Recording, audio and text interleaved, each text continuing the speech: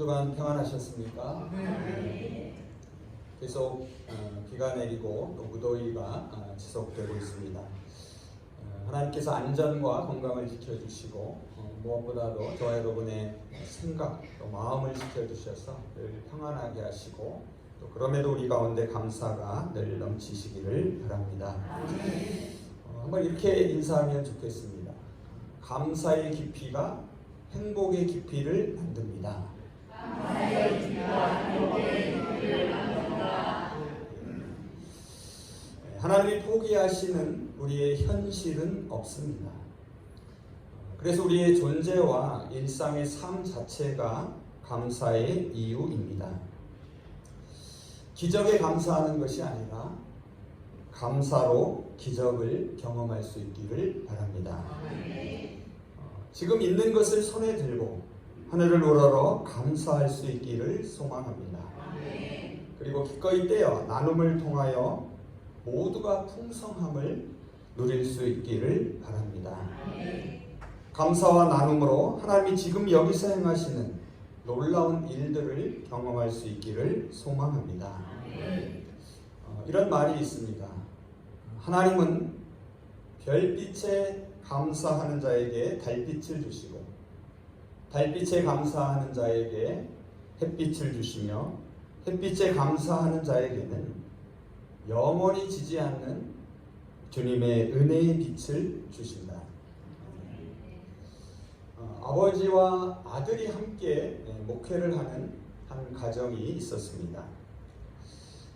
하루는 외출했다 돌아온 아들이 상기된 목소리로 아버지에게 이렇게 말합니다. 아버지, 오늘 저에게 정말 감사한 일이 있었습니다. 아버지는 무슨 일이 있었느냐라고 묻습니다.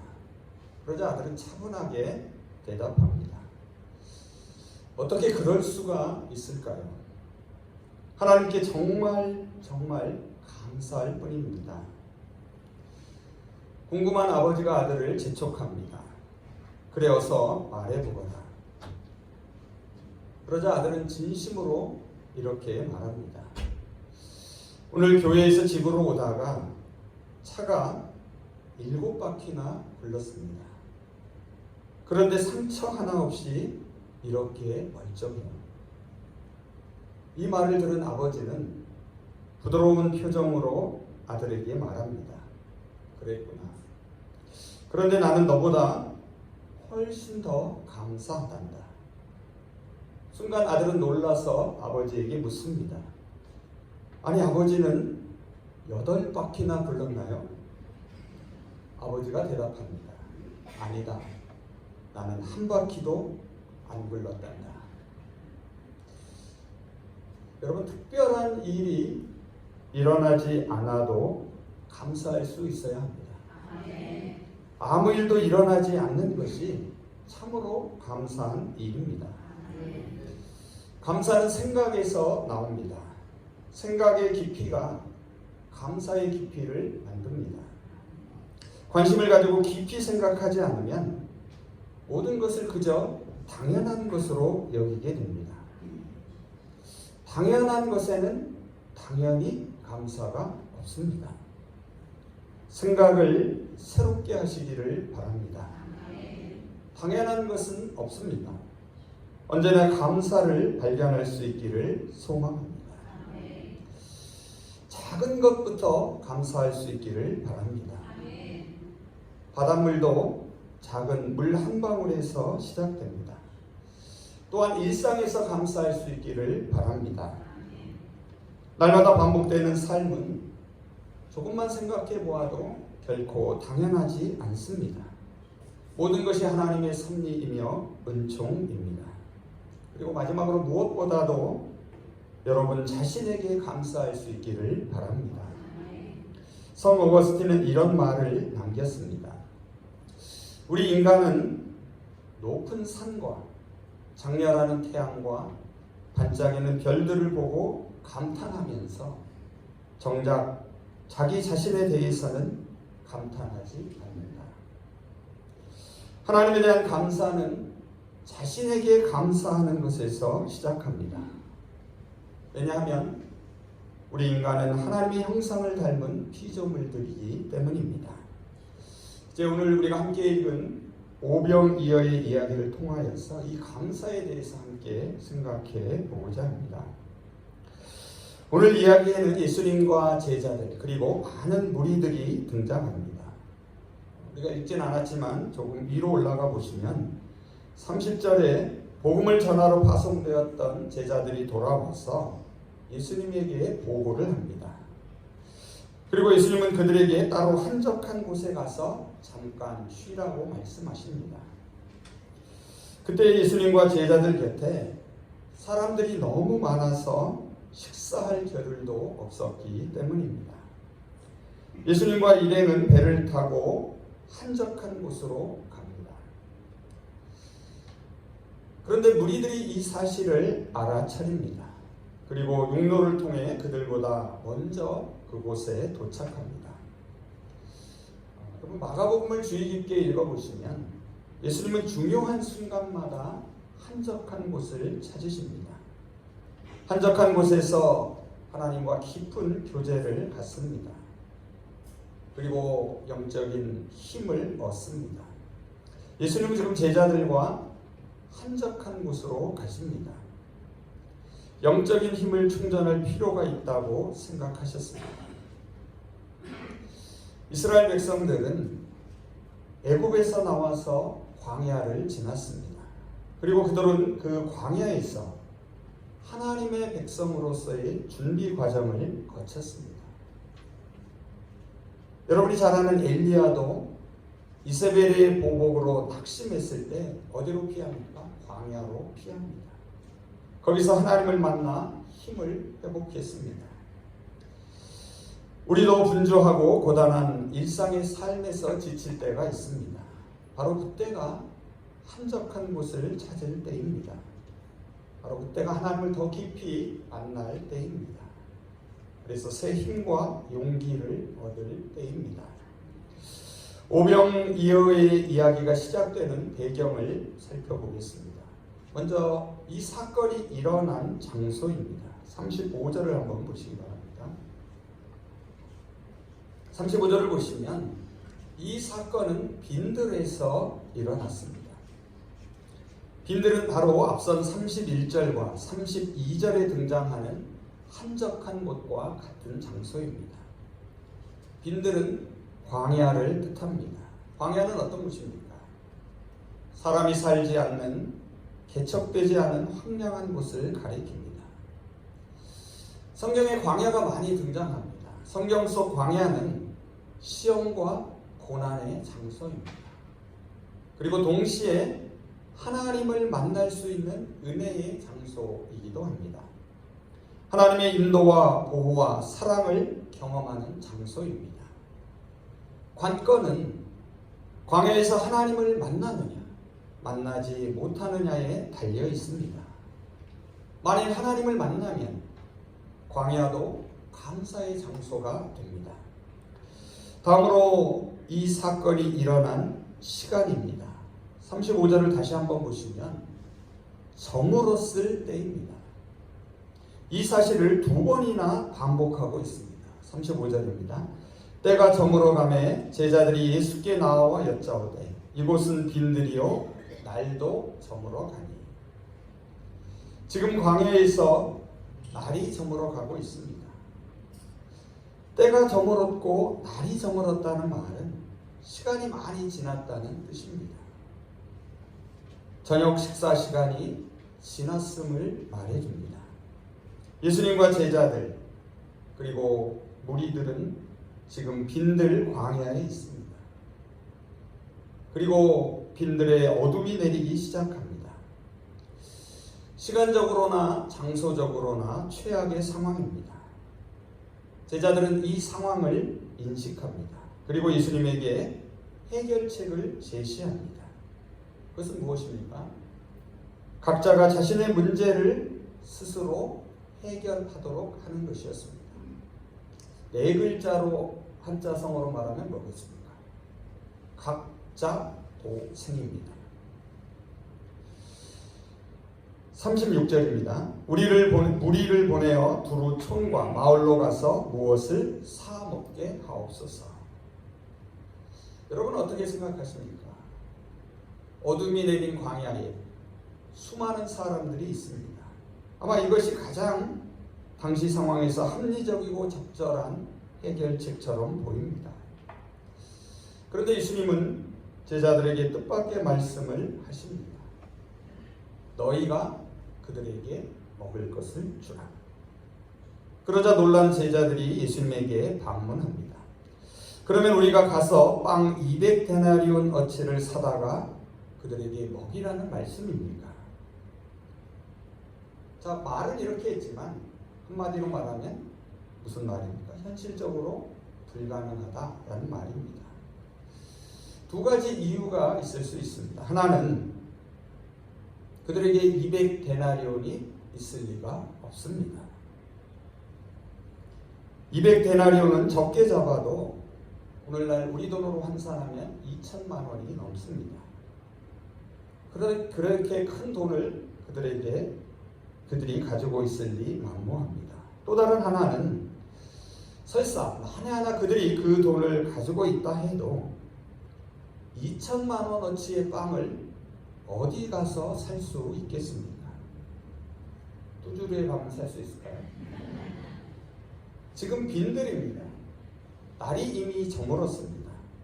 설사 그러한 빵집이 있다 해도 모두 문을 닫았을 것입니다. 제자들은 할 수 없다고 두 손 두 발을 다 들었습니다. 그러자 이제 예수님이 직접 문제를 해결하기 시작하십니다. 38절 상반절을 한번 보시기 바랍니다. 예수께서는 그들에게 너희에게 빵이 얼마나 있느냐 가서 알아보라고 말씀하셨다. 그런데 여러분 여기서 너희라는 말은 앞선 37절의 너희와 다릅니다. 적어도 제자들은 그렇게 이해한 것 같습니다. 자, 37절을 다시 한번 보시기 바랍니다. 예수님께서 너희가 먹을 것을 주라 하셨을 때는 제자들은 이 너희를 누구로 이해했습니까? 자신들로 이해했습니다. 자, 그래서 우리가 가서 떡을 사다 먹이리까 하고 반문한 것입니다. 반면에 38절에 예수님이 너희에게 떡이 몇 개나 있는지 가서 보라 하셨을 때 이 너희는 제자들뿐만 아니라 그 현장에 있었던 무리들을 모두 포함합니다. 그래서 제자들은 알아보고 와서 뭐라고 말합니까? 빵 5개와 물고기 2마리가 있다라고 말합니다. 요한복음이 전하는 똑같은 이 이야기에 따르면 실제로 빵 5개와 물고기 2마리는 무리들 가운데 있었습니다. 요한복음 6장 9절입니다. 여기 한 아이가 있어 보리떡 5개와 물고기 2마리를 가지고 있나이다. 여기서 우리는 제자들의 상황 인식과 반응에 주목할 필요가 있습니다. 다시 한번 37절을 보시면 주님은 그들에게 너희가 먹을 것을 주라고 하셨습니다. 그때 그들은 자신들이 무리들의 무리를 해결하려고 합니다. 하지만 38절에서 예수님이 말씀하신 너희는 단지 제자들만이 아니었습니다. 제자들과 무리들 모두를 가리킵니다. 이것은 예수님에게 계획이 있으셨음을 말해줍니다. 하지만 제자들은 이를 깨닫지 못했습니다. 저와 여러분도 종종 다른 이들의 문제를 우리 자신이 해결해야 한다고 생각합니다. 그리고 애쓰며 힘들어합니다. 물론 그렇게 하는 것은 바람직하고 칭찬할 만한 일입니다. 하지만 먼저 기억해야 할 것이 있습니다. 모든 문제 해결의 주체는 주님이시라는 사실입니다. 우리도 역시 주님의 도움을 받아야 할 존재라는 점을 잊지 말아야 합니다. 문제를 해결하기 위하여 자신을 내세워서는 안 됩니다. 주님께 전적으로 의뢰하고 의지하는 자세가 필요합니다. 빈들에서 날이 저물면 절망할 수밖에 없습니다. 하지만 어두운 빈들에서도 주님이 함께 계시면 새벽을 기다릴 수 있습니다. 34절에서 이미 주님은 광야에 있는 무리들을 보고 계셨습니다. 마치 목자 없는 양과 같은 그들을 불쌍히 여기셨습니다. 예수님은 점점 이해할 수 없는 신비한 행동을 보여주십니다. 제자들에게 이렇게 명령합니다. 무리들을 푸른 잔디 위에 앉게 하라. 무리들을 100명씩 50명씩 때를 지어 앉게 하십니다. 여러분 그 장면을 한번 상상해 보십시오. 이러한 대형은 식사 분배와 야영에 적합한 대형입니다. 이 모습은 마치 옛날 이스라엘 백성들이 애굽에서 나와 광야에 진을 쳤던 모습과 비슷합니다. 자, 여기서 때라는 말 그리고 무리와 같은 단어는 군사적 용어는 아닙니다. 하지만 공식적으로 무엇을 조직하고 있는 것 같은 암시를 줍니다. 여러분 잔디밭에 앉아있는 5,000명의 남자는 군사 조직을 연상시킵니다. 당시 로마 군대의 한 군단은 대략 4,000명에서 6,000명 정도였다고 합니다. 그리고 잔디가 어떻다고 말합니까? 푸르렀다라고 말합니다. 계절로 보면 대략 3월에서 4월경입니다. 자, 이때는 유대인의 중요한 절기가 있는 때입니다. 어떤 절기입니까? 바로 유월절입니다. 실제로 요한복음은 이 오병이어가 일어난 때를 유월절이 가까운 때였다라고 말합니다. 자, 유월절은 애굽으로부터 해방된 절기입니다. 유월절에 이렇게 많은 성인 남자들이 때를 지어 앉아있는 모습은 위험천만해 보입니다. 로마 당국이 이 모습을 보았다면 집중팔고 반란을 의심했을 것입니다. 그래서 요한복음이 전하는 오병 이야기는 다음과 같은 장면으로 끝을 맺습니다. 요한복음 6장 15절입니다. 예수께서는 사람들이 와서 억지로 자기를 모셔다가 왕으로 삼으려고 한다는 것을 아시고 혼자서 다시 산으로 물러가셨다. 하지만 마가복음이 전하는 오병이어의 기적에서 예수님은 위에서 군림한 왕이 되어서 이 문제를 해결하지 않습니다. 예수님은 전혀 다른 방식으로 문제를 해결합니다. 이제 이어지는 말씀을 통하여 어떻게 그 많은 사람들을 먹일 수 있었는지를 보게 됩니다. 41절을 한번 자세히 보시기 바랍니다. 41절을 보시면 예수님께서 하신 5가지 행동을 볼 수 있습니다. 먼저 예수님은 떡 5개와 물고기 2마리를 손에 드십니다. 가지사라는 말은 손에 드셨다라는 말입니다. 그런 다음 어떻게 합니까? 하늘을 우러러 보십니다. 그리고 축사를 합니다. 여기서 축사라는 말은 하나님을 찬양하며 감사한 것을 말합니다. 그리고 나서 빵을 떼십니다. 그리고 마지막으로 떼신 빵을 제자들에게 주십니다. 여기서 우리가 주목할 예수님의 2가지 행동이 있습니다. 첫째는 빵 5개와 물고기 2마리를 손에 들고 하늘의 하나님께 감사드리는 모습입니다. 여러분 그 장면을 다시 한번 상상해 보십시오. 예수님의 눈앞에는 수천 명이나 되는 무리들이 때를 지어 앉아 있습니다. 그런데 예수님의 손에는 겨우 빵 5개와 물고기 2마리 뿐입니다. 하지만 놀라운 것은 감사할 수 없는 상황에서 먼저 하나님께 감사했다는 사실입니다. 오늘 이야기는 다 배불리 먹고 나서 감사한 것이 아닙니다. 오히려 감사한 후에 다 배불리 먹게 됩니다. 이것은 우리로 하여금 지금 우리 손에 있는 것에 감사하게 만듭니다. 그것이 비록 작고 보잘것 없더라도 하나님께 감사할 때 우리의 필요가 채워지게 됨을 일깨워 줍니다. 다음 둘째는 빵 5개와 물고기 2마리를 다시 떼어서 나누어 주시는 모습입니다. 여러분, 빵 5개와 물고기 2마리는 성인 남자 한 사람이 먹으면 그만인 양입니다. 그런데 그것을 다시 쪼개어 나눕니다. 이를 통해 모두를 배불리게 먹으십니다.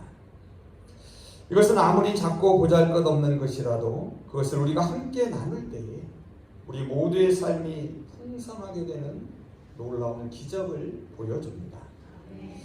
이제 말씀을 정리해 보겠습니다. 우리는 살아가면서 때로 예상치 못한 어려움에 직면합니다. 홀로 빈들에 설 때가 있습니다. 거기서 어둠을 맞습니다. 끝을 알 수 없어 더 절망적입니다. 앞이 보이지 않아서 어디로 가야 할지를 알지 못합니다. 사방이 막히고 앞이 보이지 않을 때 눈을 들어 밤하늘을 보아야 합니다. 어둠 속에서 반짝이는 하나님의 눈길을 바라보아야 합니다. 어둠이 내린 빈들에서 예수님은 하늘을 우러러 먼저 감사하셨습니다. 손에는 빵 5개와 물고기 2마리 뿐입니다. 눈앞에는 수천 명이 기다리고 있습니다. 기적이 일어나서 하늘을 우러러 감사하는 것이 아닙니다. 감사가 모두를 배부르게 하는 기적을 일으켰습니다. 우리에게 작고 보잘것없는 것에도 먼저 감사할 수 있기를 바랍니다. 감사함으로 기꺼이 떼어 나눔을 통하여 모두가 풍성해지기를 소망합니다. 가만히 생각해보면 하나님이 우리에게 주신 것이 참으로 많습니다. 감사와 나눔은 단지 물질에만 국한되지 않습니다. 하나님이 주신 모든 것을 감사하고 나눌 수 있어야 합니다. 주님은 저와 여러분에게도 너희가 먹을 것을 주라고 말씀하십니다. 주님의 이 말씀은 우리와 함께 하시겠다는 약속입니다. 저와 여러분을 통하여 문제를 해결하시겠다는 말씀입니다. 우리는 흔히 문제가 해결되고 나서 감사합니다. 빈들에서는, 어둠 속에서는 감사할 생각조차 못합니다. 오병이어로는 감사하기가 어렵습니다. 하지만 하나님이 포기하시는 우리의 현실은 없습니다. 하나님이 함께하지 아니하시는 우리의 삶은 존재하지 않습니다. 우리가 서 있는 모든 공간이 감사의 자리임을 기억하시기 바랍니다. 우리가 맞이하는 모든 시간이 감사의 순간임을 잊지 마시기를 바랍니다. 우리의 존재와 일상의 삶 자체가 감사의 이유입니다. 지금 있는 것을 손에 들고 하늘을 우러러 감사할 수 있기를 소망합니다. 기꺼이 떼어 나눔을 통하여 모두가 풍성함을 누릴 수 있기를 바랍니다. 감사와 나눔으로 하나님이 지금 여기서 행하시는 기적을 경험할 수 있기를 소망합니다. 감사의 깊이가 행복의 깊이를 만듭니다. 이제 오늘 본문 41절, 42절 말씀을 읽으며 설교를 마치겠습니다. 예수께서 빵 5개와 물고기 2마리를 손에 드시고 하늘을 우러러 감사 기도를 드리신 뒤에 빵을 떼어서 제자들에게 주시면서 사람들에게 나누어 주게 하셨다. 그리고 그 물고기 2마리도 모든 사람에게 나누어 주셨다. 그들은 모두 배불리 먹었다. 기도하겠습니다. 하늘을 우러러 먼저 감사하신 주님, 저희의 존재와 일상의 삶 자체가 감사의 이유임을 잊지 않게 하여 주시옵소서. 하나님께서 포기하시는 저희의 현실은 존재하지 않는다는 사실을 기억하게 하시고, 아무리 작고 보잘것없는 것이라도 하나님 주신 것에 먼저 감사하게 하시며 함께 나눔을 통하여 저희 모두의 삶이 풍성해지는 기적을 허락하여 주시옵소서. 감사의 깊이가 행복의 깊이를 만들음을 깨닫게 하시고 지금 있는 것을 손에 들고 언제나 하늘을 우러러 감사하는 삶을 살게 하여 주시옵소서. 예수 그리스도의 이름으로 기도합니다. 아멘.